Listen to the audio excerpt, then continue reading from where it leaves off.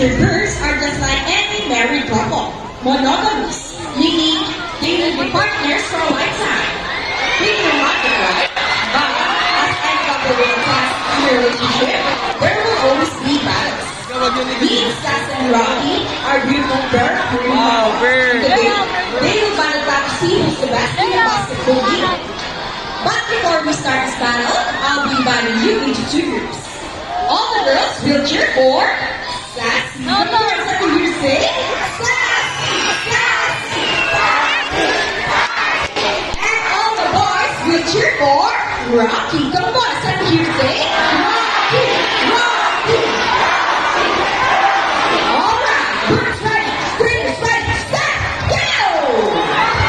Here's what time is first up. Follow only by Sassy. Let's go, Sassy girl. And for last ball, Rocky wins!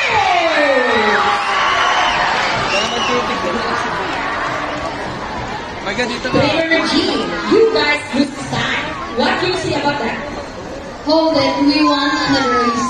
Oh, she wants another race. Trainer Mark? Are you sure about that? Do you want Sassy to lose again?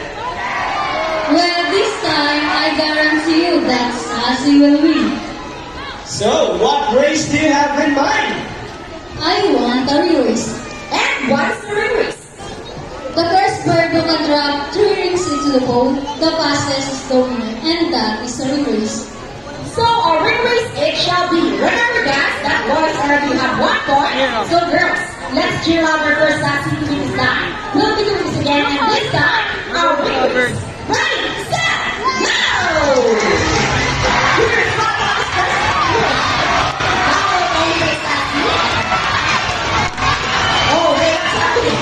Sassy, pick up the 2 rings at the same time. And for the last ring, who's gonna win? Who's gonna win?